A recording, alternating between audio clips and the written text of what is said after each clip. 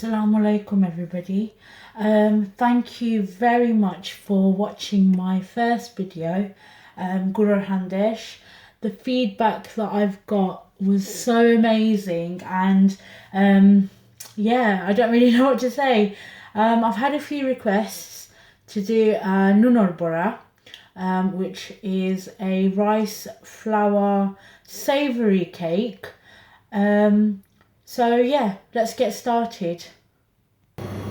So what I've got here is quite a large pan. The amount that we'll be doing today is good for practicing, I think. If you are planning to make them for a special occasion, I would say double or triple the amount. And these are really good for freezing. I will show you later how you layer them, package them to freeze them.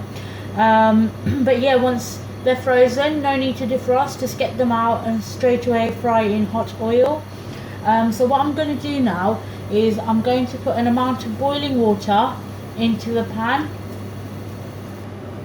So I've got 800 milliliters of boiling water, to which I'm going to add, I've got 1-inch piece of ginger, which I've just added to some water and pureed it. So that is all going to go in. Then I will add to that salt to taste. So I have got ½ teaspoon, and I'm going to add that. And I'm also going to add a ¼ teaspoon of turmeric powder. Now my turmeric is quite strong, so I think that is sufficient. If yours is quite weak, just add a bit more. You want to get a bright, strong yellow colour. And then what I'm going to add to this is I've got sliced onions, finely sliced, and I'm going to break them into the boiling water here. It's one, I would say, medium onion, which I've sliced.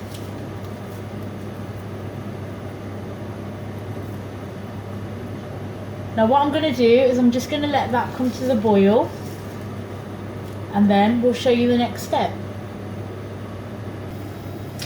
So the onions have been bubbling away, and they're softened slightly. So what I'm going to do is I'm going to add to it the flours now. Now in here I have got, it's 210 grams of rice flour, 47 grams of plain flour, and 56 grams of fine semolina. What I'm going to do now is I'm going to put into this, and if it needs adjusting, as in if it needs more flour or more water, then I will let you know. So let's just pour this in.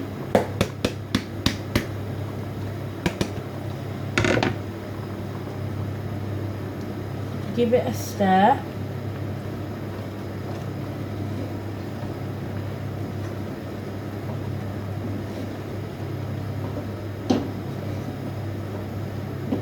That actually seems fine to me.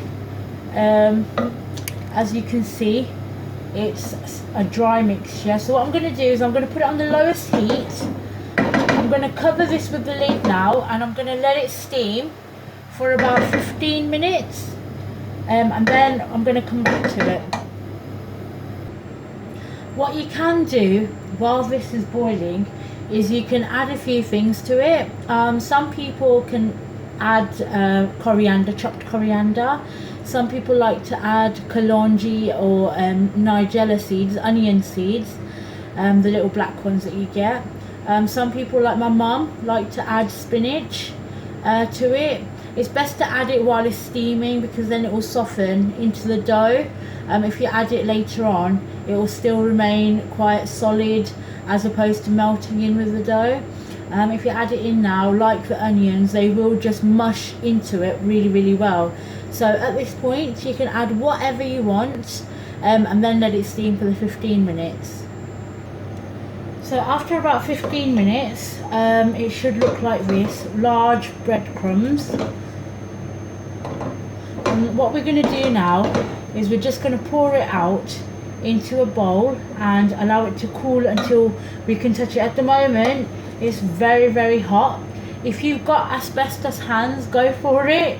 I haven't, so what I'm going to do is I'm going to let it cool down just until I can stand to touch it, and then we're going to knead it. Now after you've poured it out into a bowl, immediately put your saucepan into soak, because if you don't, the mixture does get stuck to the surface and goes really tough, so you want to do that. So now it's cooled down, guys. As you can see, there's no more steam coming off it, and I can touch it. What you want to do at this point is take off any rings or anything that you're wearing, because they do get into all the nooks and crannies, and you just want to bring together the dough. So just mush it up. If you've got a bigger amount than what I've got at the moment, you might want to do it in a couple of batches, but because this isn't that large an amount, it is just for practice, then I will do this all in one go. What you want to do is you want to bring it all together into one big dough ball, and then on a floured surface, and I use plain flour for this, because rice flour is best when it's steamed through, and obviously you don't want to use uncooked rice flour. And then what you want to do, get some plain flour onto your surface, and then you want to be kneading it until it's all one homogeneous mixture. There's no breaks or anything in the dough. The more you knead it, the softer your boras will be.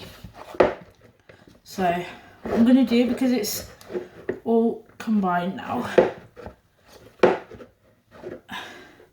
let me just quickly work the surface. It's already been wiped, but just some wet bits.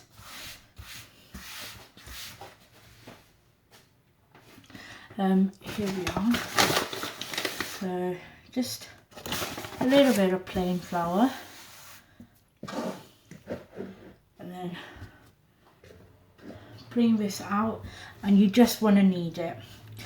Put some plain flour on your hands as well. It will get stuck, there's no doubt about that, but there's not much you can do. And what you want to do is you just want to knead. Now do this for about 10 minutes.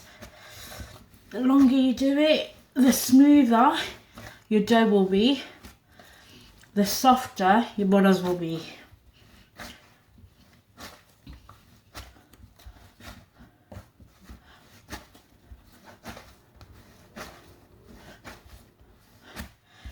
Okay, so I'm going to knead this and I'll get back to you guys. So I've just finished kneading. This is my dough ball. It's very firm, as you can tell. This takes the winds out of your sails, I'll tell you, and you'll have really good biceps by the end of it.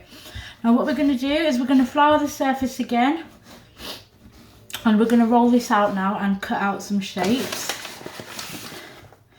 Now what you might want to do is you might want to do this in two balls, because otherwise you'll get too big a circle and it will take ages. So what we're going to do is roll this out. So get your rolling pin, dust the surface, and roll this out. Now the thickness really depends on how thick you like your boras.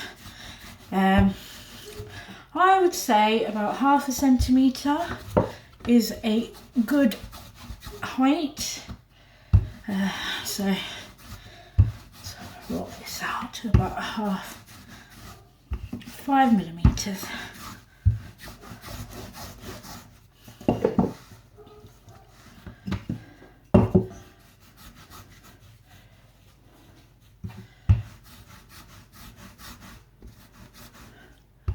And as you can see, my dough isn't breaking, which is a good sign. So yeah, the thickness is about 5mm. I don't want it any thinner than that. That's perfect, I think. Right, let me just go find some cutters. So what I've done is I've got a tray and I've just lined it with some non-stick baking paper. And what I'll do is after I've cut them out, I'll place it on that and then it won't stick to the tray. Okay, so I'm just using a bog standard flower cutter and then cutting them out. Now this is the thickness, I don't know if you can see. And what I'll do is I'll fry a few for you and then you can have a look what they turn out like. So I'm just going to continue doing this and I'll see you in a bit. Now here are the ones I've just made. There they are, all lovely like my little soldiers.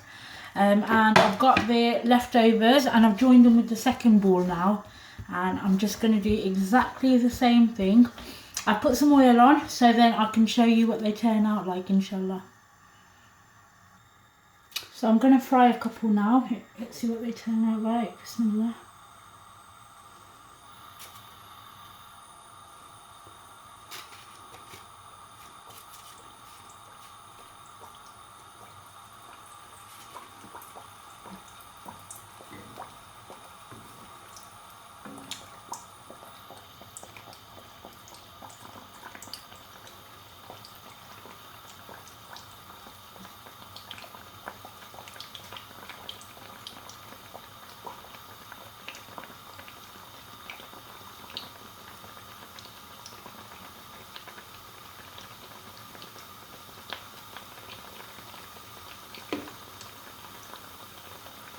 MashaAllah, look, they're puffing up. I don't know if you can see that one there.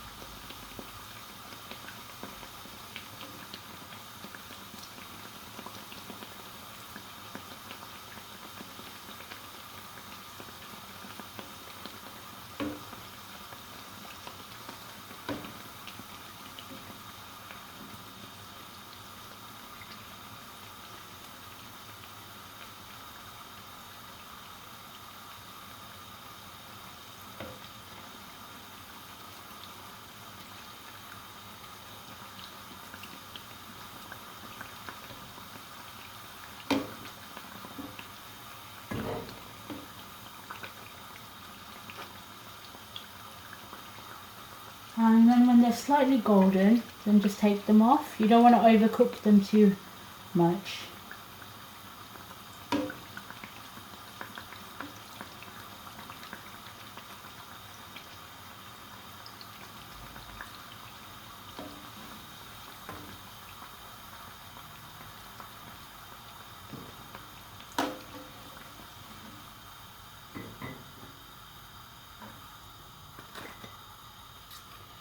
There you are.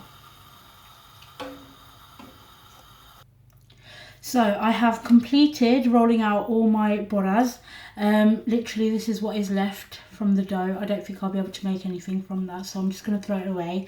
I have made 57. I would say they're about 5 centimeter rounds. So I've made 57 of them from the recipe that I've given in this video. What I'm going to do now, I'm going to put these in the freezer for about a couple of hours. After a couple of hours, I'm going to check that they're frozen. Bang the tray so that all the rounds get separated, and then I'm going to put them in a container and put them back in the freezer. That way they stay separate. If you just leave them like that in the future, it might be hard to get them off and fry them. So that's the best way I've found to do it. If you like this video, give it a thumbs up. Please subscribe and share. And comment below if you'd like to request anything. Yeah, and thank you for supporting me. Okay, bye.